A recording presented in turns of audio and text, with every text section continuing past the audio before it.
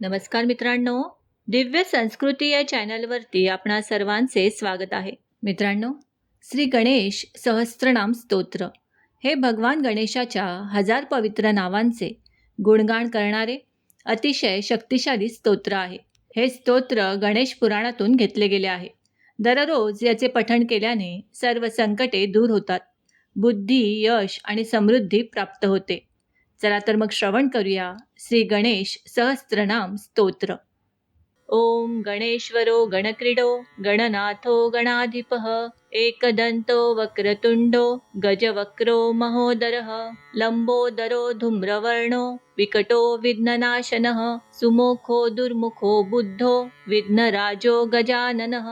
भीमः प्रमुद आमोद सुरानन्दो मदोत्कटः हेरम्ब शम्बरः शम्भु लम्ब कर्णो महाबलः नन्दनो लम्पटो भीमो मेघनादो गणज्जयः विनायको विरूपाक्षो वीरः शूरवरप्रदः महागणपतिर्बुद्धिप्रियः क्षिप्रप्रसादनः रुद्रप्रियो गणाध्यक्ष उमापुत्रो गणाशनः कुमार गुरुरीशान पुत्रो मूषकवाहनः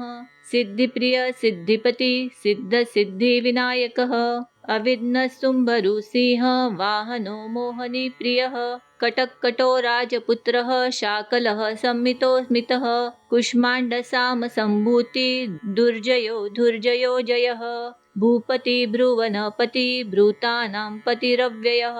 विश्वकर्ता विश्वमुखो विश्वरूपो निधिर्गुणः कविः कवीनां वृषभो ब्रह्मण्यो ब्रह्मवित्प्रियः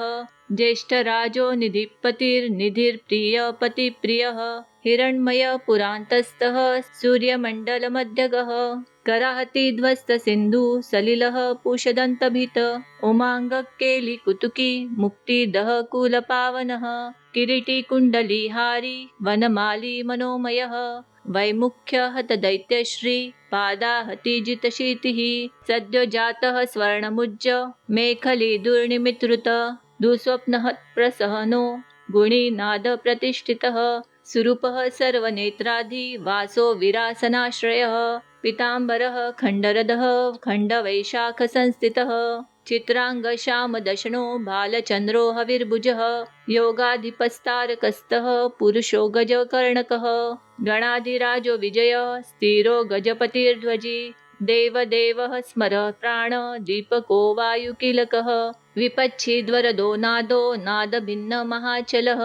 वराहरदनो मृत्यु जयो व्याघ्राजिनाम्बरः इच्छाशक्ति भवो देव त्राता दैत्यविमर्दनः शम्भुतेजा शिवाशोक हारि गौरी सुकावः उमाङ्गमलजो गौरी तेजो भूस्वर्धुनी भवः यज्ञकायो महानादो गिरिवश्म्राशुभाननः सर्वात्मा सर्वदेवात्मा ब्रह्ममूर्धा ककुश्रुति ब्रह्मांड कुंभछिद्योम बालः सत्यशिरोरुह जगज्जन्मलयोन्मेष निमेषोऽग्न्यर्कसोमदृक गिरिन्दे करदो धर्मो धर्मोष्टः सामगृहीन्तः ग्रहर्ष दशनो वाणी जिह्वो वासवनासिकः भ्रूमध्य संस्थितकरो ब्रह्मविद्यामदोदकः कुलाचलांसः सोमार्क घंटो रुद्रशिरोधरः नदीनदभुज सर्पांग गुलिकस्तारकानखः योमनाभि श्रीहृदयो मेरुपृष्ठोर्णवोदरः कुशिष्ठयक्ष गन्धर्व रक्षः किन्नरमानुषः पृथ्वीकटी सृष्टिलिङ्गः शैलो रुद्रस्त्रजानुकः पातालजङ्घो मुनिपात्कालाङ्गुष्ठस्त्रैतनुः ज्योतिर्मण्डललागूलो हृदयालाननिच्छलः रत्पद्मकर्णिकाशाली वियत्केली सरोवरः सद्भक्तध्याननिगडः पूजावारी निवारितः प्रतापी काश्यपो मन्ता गणको विष्टपी बली यशस्वी धार्मिको जेता प्रथमः प्रमथेश्वरः चिन्तामणिद्वीपपतिः कल्पद्रुमवनालयः रत्नमण्डपमध्यस्थो रत्नसिंहासनाश्रयः तीव्राशिरोद्धृतपदो ज्वालिनी मौलिलालितः नन्दानन्दितपीठश्री भ्रोगदो भूषितासनः सकामदायिनी पीठः स्फुरदुग्रासनाश्रयः तेजोवती शिरोरत्नं सत्यानित्यावतंसितः सर्विघ्ननाशिनी पीठ सर्वशक्तं भुजालयः लिपि पद्मासनाधारो वहिं धाम त्रयालयः उन्नत प्रबोधो गूढ गुल्फ संवृत्त पार्ष्णिकः पिनजंघ श्लिष्टजानु स्थूलरो प्रोम्नमत्कटी निम्ननाभि स्थूलकुक्षि पीनवक्षा बृहद्भुजः पीनस्कन्ध कम्बुकण्ठो लम्बोष्ठो लम्बनासिकः भग्नवामरदस्तुङ्ग सव्यदन्तो महाहनुः रस्वनेत्रत्रयशूर्प कर्णो निबिडमस्तकः तबकाकार कुम्भाग्रो रत्नमौलिर्निरङ्गकुशः सर्पहार कटिसूत्रः सर्पयज्ञोपवितवान् सर्पकोटिरकटकः सर्पग्रैवेयकागदः सर्पकक्षोदराबन्ध सर्पराजोत्तरच्छन्दः रक्तो रक्ताम्बरधरो रक्तमालाविभूषणः रक्तेषणो रक्तकरो रक्तताल्वोष्ठपल्लवः श्वेतः श्वेताम्बरधरः श्वेतमालाविभूषणः श्वेतातपत्ररुचिरः श्वेतचामरविजितः सर्वावयवसम्पूर्णः सर्वलक्षणलक्षितः सर्वाभरणशोभाढ्य सर्वशोभासमन्वितः सर्वमङ्गलमाङ्गल्य सर्वकारणकारणं सर्वदेववरशारङ्गी बीजपूरी गदाधरः शुभाङ्गो लोकसारङ्ग सुतन्तु सन्तुवर्धनः किरीटिकुण्डलीहारी वनमाली शुभाङ्गदः ईशु चापधर शूली चक्रपाणि सरोजभृत पाशीधृतोत्पलशाली मज्जरीभृत्स्वदन्तभृत कल्पवल्लीधरो विश्वा भयदैककरो वशी अक्षमालाधरो ज्ञान मुद्रावानमुद्गरायुधः पूर्णपात्री कम्बूधरो विधृताङ्गकुशमूलकः करस्थाम्रफलच्युत कलिकाभृत् कुठारवान् पुष्करस्थ स्वर्णघटी पूर्णरत्नाभिवर्षकः भारती सुन्दरी नाथो विनायक रतिप्रियः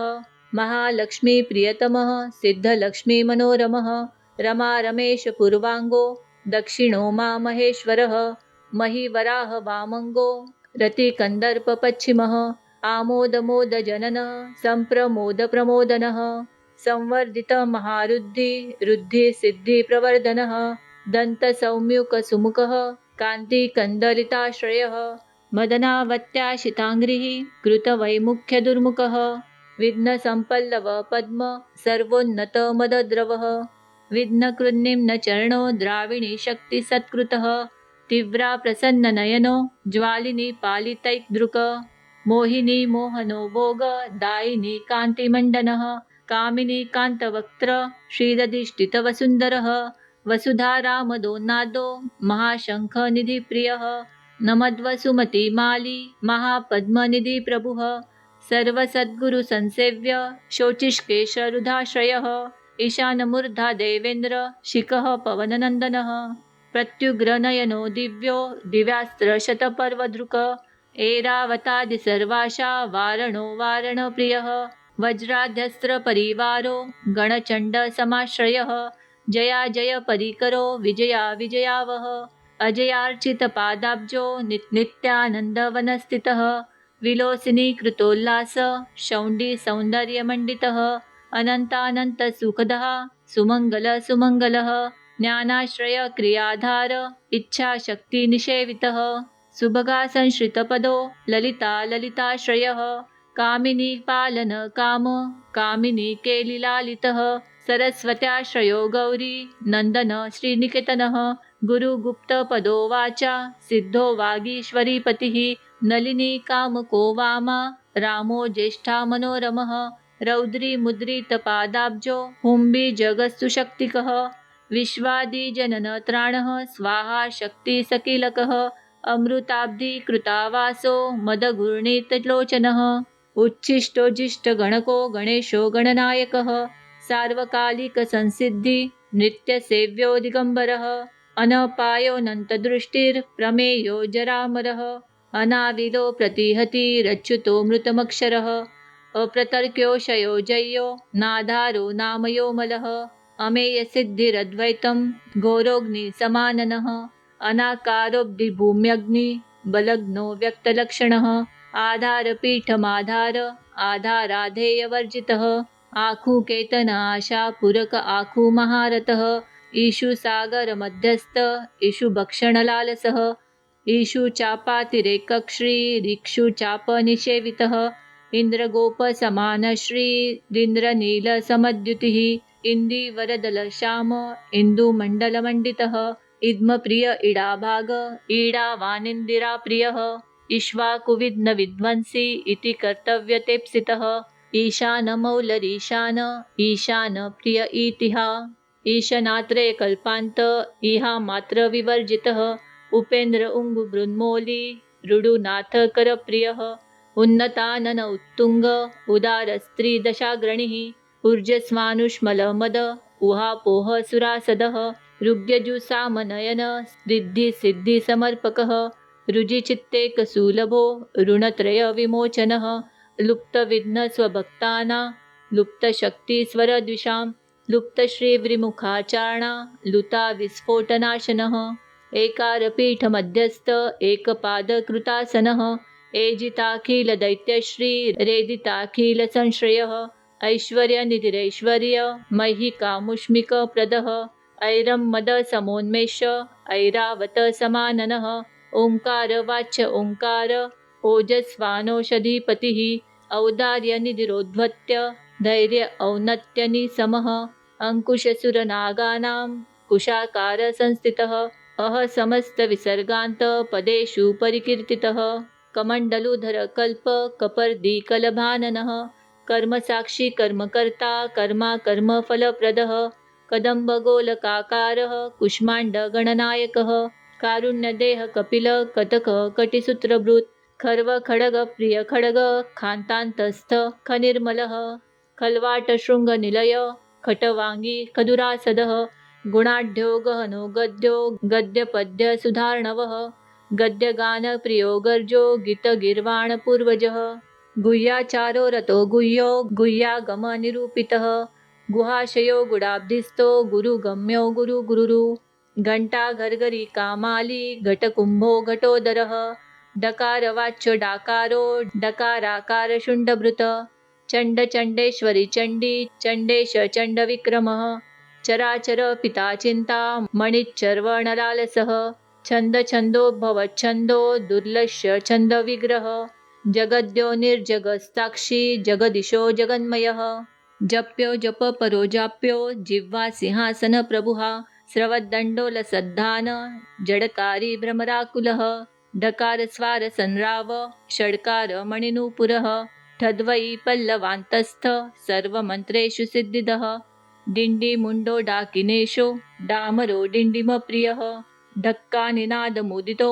ढौको ढुण्डी विनायकः तत्त्वाना प्रकृतिस्तत्त्वं तत्त्वं पदनिरूपितः तारकान्तरसंस्थान तारकस्तारकान्तकः स्थाणुस्थाणुप्रियस्थाता स्थावरं जङ्गमं जगत् दक्षयज्ञप्रमथनो दाता दानं दमोदया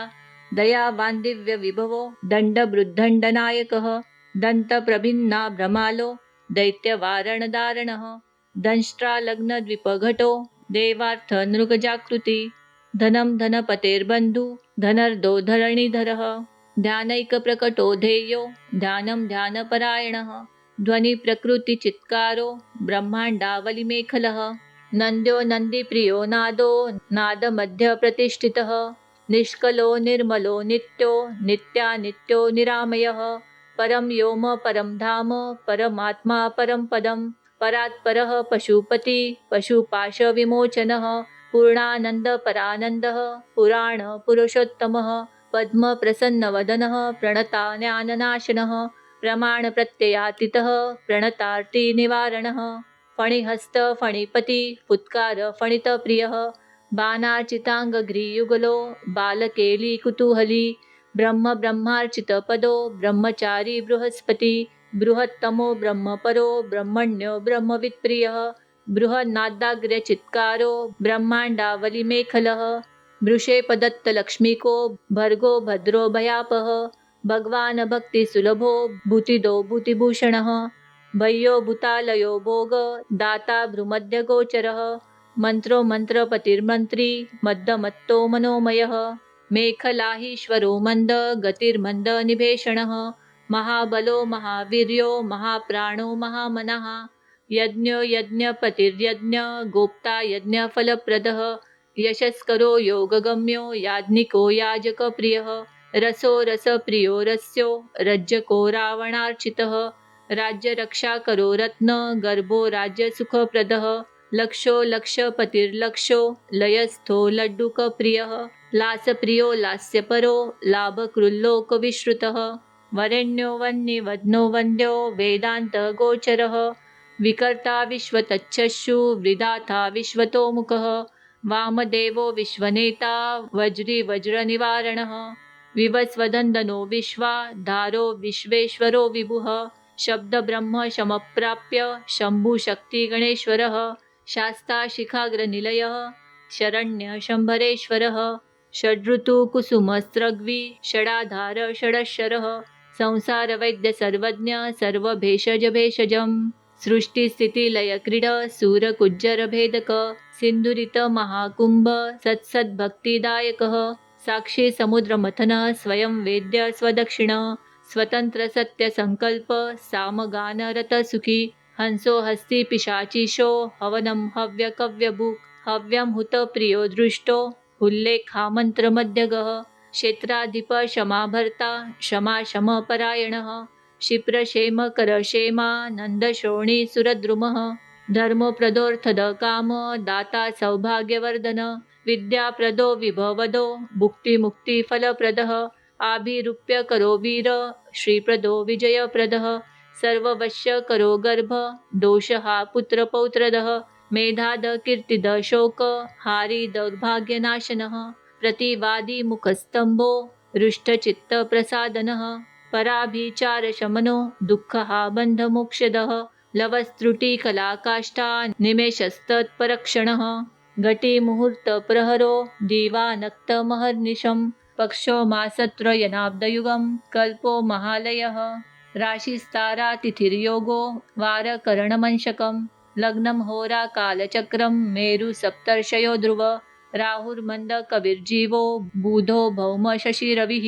कालसृष्टिस्थितिर्विश्वं स्थावरं जङ्गमं जगत् भूरापोऽग्निमरुरोद्यो माहङ्कृति प्रकृति पुमां ब्रह्मा विष्णु शिवो रुद्र ईशः शक्ति सदाशिवः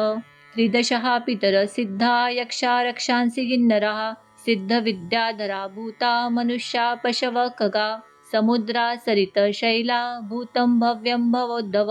सांख्यपात जलं योगं पुराणानि श्रुतिस्मृति वेदागानि सदाचारो मीमांसा न्यायविस्तरः आयुर्वेदो धनुर्वेदो गान्धर्वकाव्यनाटकं वैखानसं भागवन्तं मानुषं पाच्यरात्रकं शैवं पाशुपतं काला मुखं भैरवशासनं शाक्तं वैनायकं सौरं जैनमारतसंहिता सत्स्वद्व्यक्तमव्यक्तं सचेतनमचेतनं बन्धो मोक्षसुखं भोगो योगः सत्यमनुर्महान् स्वस्ति हुं फट स्वधा स्वाहा शौषड वौषड वषणं ज्ञानं विज्ञानमानन्दो बोध संवित् समो समः एक एकाक्षराधार एकाक्षरपरायणः एकाग्रधीरेकवीर एकोनेकस्वरूपदृक् द्विरूपो द्विभुजो द्वक्ष द्विरदो द्विपरक्षकः द्वैमातुरो द्विवदनो द्वन्द्वोहीनो द्वयातिगः त्रिधामा त्रिकरस्त्रेता त्रिवर्गफलदायकः त्रिगुणात्मा त्रिलोकादि श्रीशक्तिशस्त्रिलोचनः चतुर्विध वचोवृत्ति परिवृत्तिप्रवर्तकः चतुर्बाहुश्च चतुर्दन्त चतुरात्मा चतुर्भुजः चतुर्विधोपायमय चतुर्वर्णाश्रमाश्रयः चतुर्थी पूजन प्रीतच्छ चतुर्थी तिथिसंभवः पंचाक्षरात्मा पंचात्मा पंचास्य पंचकृत्तमः पंचाधार पंचवर्णं पंचाक्षरपरायणः पंचताल पंचकर पंचप्रणवमातृकः पंचब्रह्ममयस्फृति पंचावर्णवारितः पंचभक्ष प्रिय पंच बाण पंचशिखात्मकः षट्कोण पीठ षट चक्रधामा षडग्रंथिभेदकः षडगद्वान्तविध्वंसी षडगुलमहारुदः षण्मुखः षण्मुख भ्राता षट्शक्तिपरिवारितः षड्वैरिवर्गविध्वंसी षडुम्री भयभज्जनः षट्तर्कदूर षट्कर्मा षड्गुणशस्त्रसाश्रयः सप्तपातालचरणः सप्तद्वीपोरुमण्डल सप्तस्वर्लोकमुकुटः सप्तसप्तिवरप्रदः सप्ताङ्गराज्यसुखदः सप्तर्षिगणवन्दितः सप्तछन्दोनिधि सप्त होत्र सप्तस्वराशयः सप्ताब्दिकेदिकासार सप्तमातृनिषेवितः सप्तछन्दो मोदमदः सप्तछन्दोमखप्रभुः अष्टमूर्तिधेयमूर्तिरष्टप्रकृतिकारणम् अष्टाङ्गयोगफलभृदष्टपत्राम्बुजासनः अष्टशक्तिसमानश्रीरष्टेश्वर्यप्रवर्धनः अष्टपीठोपपीठश्रीरष्टमातृसमारुतः अष्टभैरवसेविष्टो वसुवन्द्योष्टमूर्तिभृत् अष्टचक्रस्फुरन्मूर्तिरष्टद्रव्यहविप्रियः अष्टश्रीरष्टसामश्रीरष्टैश्वर्यप्रदायकः नवनागासनाध्यासी नवनिध्यनुशासितः नवद्वारपुरारुत्तो नवद्वारनिकेतनः नवनाथ महानाथो नवनागविभूषितः नवनारायणस्तुल्यो नवदुर्गानिषेवितः नवरत्नविचित्राङ्गो नवशक्तिशिरोधधृतः दशान्तको दशभुजो दशदिक्पतिवन्दितः दक्षाधायो दशप्राणो दशेन्द्रियनियामकः दक्षाक्षर महामन्त्रो दशाशाव्यापी विग्रह एकादश महारुद्रे स्तुतच्छैकादशाक्षरः द्वादश द्विदशाष्टादि दोर्दण्डास्त्रनिकेतनः त्रयोदशभिधा भिन्नो विश्वे देवादिदैवतम् चतुर्दशेन्द्रवरदश्र चतुर्दश मनुप्रभुः चतुर्दशाद्य विद्याढ्य चतुर्दश जगत्पतिः साम पञ्चदश पञ्चदशिशेतांशु निर्मलः तिथि पञ्चदशाकार तिथ्या पञ्चदशार्चितः षोडशाधारनिलय षोडश स्वरमातृकः षोडशान्तपदावास षोडशेन्दुकलात्मकः कला सप्तदशी सप्त दक्ष सप्तदशाशरः अष्टादश द्विपपतिरष्टादश पुराणकृत अष्टादशोषधिसृष्टिरष्टादश विधिस्मृतः अष्टादश लिपिव्यष्टि समष्टिज्ञानकोविदः अष्टादशान्नसम्पत्तिरष्टादश विजातीकृत एकविंशं पुमानेक विंशतज्ञगुलिपलवः चतुर्विंशतितत्त्वात्मा पञ्चविंशाख्यपुरुषः सप्तविंशतितारेशः सप्तविंशतियोगकृतः द्वात्रिंशभैरवाधीश चतुस्त्रिंशन्महारुदः षट्त्रिंशत्तत्त्वसम्भूतिरष्टत्रिंशत्कलात्मकः पञ्चाशद्विष्णुशक्तिश पञ्चाशन्मातृकालयः द्विपचाशद्वपुश्रेणी त्रिषष्ट्यशरसंशयः पञ्चाशदक्षरश्रेणी पञ्चाशद्रुद्रविग्रह चतुःषष्टिमहासिद्धि योगिनीवृन्दवन्दितः नमदेकोनपञ्चाक्षरमरुद्वर्गनिरर्गलः चतुःषष्ट्यर्थनिर्णेता चतुःषष्टिकलानिधि अष्टषष्टिमहातीर्थक्षेत्रभैरववन्दितः चतुर्नवतिमन्त्रात्मा षण्णवत्यधिकप्रभु शतानन्दशतधृति शतपत्रायते षणः शतानिकशतमकः शतवारावरायुधः सहस्रपत्रनिलय सहस्रफणिभूषणः सहस्रशीर्षा पुरुषः सहस्राश सहस्रपात् सहस्रनामसंस्तुत्य सहस्राक्षबलापः दशसाहस्रफणिभृत् फणिराजकृतासनः अष्टाशीतिसहस्राद्य महर्षिस्तोत्रपाठितः लक्षाधार प्रियाधारो लक्षाधार मनोमयः चतुर्लक्षजपप्रीतच्छ चतुर्लक्षप्रकाशकः चतुरशीतिलशाणा जीवाना देहसंस्थितः कोटिसूर्यप्रतीकाश कोटिचन्द्राशु निर्मलः श्रीवोद्धवाद्यष्टकोटि वैनायकधुरन्धरः सप्तकोटिमहामन्त्र मन्त्रितावयवद्युति त्रयस्त्रिंशत्कोटिसूर श्रेणीप्रणतपादुकः अनन्तदेवतासेव्यो ह्यनन्तशुभदायकः अनन्तनामानन्तश्रीरनन्तोऽनन्तसौख्यदः अनन्तशक्तिसहितो ह्यनन्तमुनिसंस्तुतः इति वैनायकं नाम्नां सहस्रमेधमिरितम् इति श्रीगणेशनामस्तोत्रं सम्पूर्णम्।